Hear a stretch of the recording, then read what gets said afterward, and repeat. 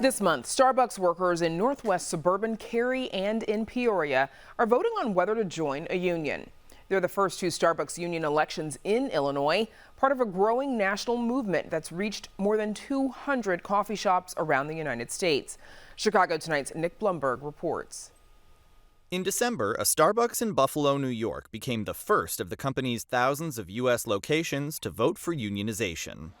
Just weeks later, workers at Chicago's Randolph and Wabash location moved to join the effort.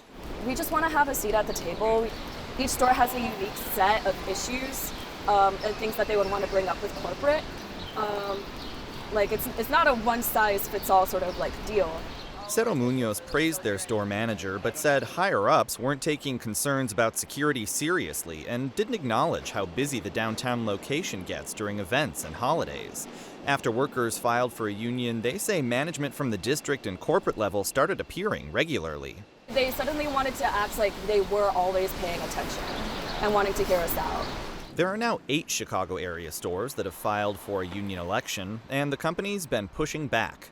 In a letter earlier this month, CEO Howard Schultz wrote, quote, "We will become the best version of Starbucks by co-creating our future directly as partners, and we will strengthen the Starbucks community by upholding each other's dreams, upholding the standards and rituals of the company, celebrating partner individuality and voice, and upholding behaviors of mutual respect and dignity."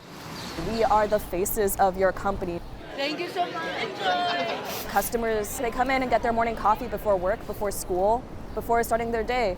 And we want to help reflect that. Union backers accuse Starbucks of so-called union busting, including disciplining or firing pro-union workers. The National Labor Relations Board has issued 2 complaints against the company for retaliation. A Starbucks spokesperson says any claims of anti-union activity are categorically false. Workers also say the company is cutting back their hours. They're still expecting this very high-quality standard for our customer experiences, and we're the ones delivering the customer experience, and we don't have that extra person or 2 people, so these customers are getting the short end of the stick. Organizers say company management has been holding captive audience meetings to persuade workers not to join and hanging anti-union literature at Starbucks locations.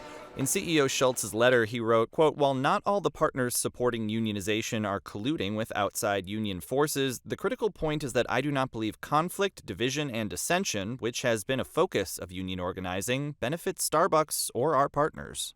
I really want, my district manager, or I want, Howard Schultz to come directly to my face and tell me that I don't deserve this livable wage, that I don't deserve these, basic rights of, having sick leave as soon as I'm hired.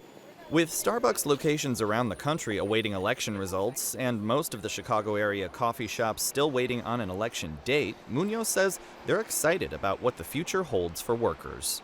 It is a growing labor movement. It's not just like Starbucks. It is workforce as a whole. There are so many other industries who are pushing to unionize right now, and it's amazing. For Chicago Tonight, I'm Nick Blumberg. According to organizers and the NLRB, more than 20 Starbucks locations have voted in favor of joining a union so far. The first Illinois elections are scheduled to wrap up next week.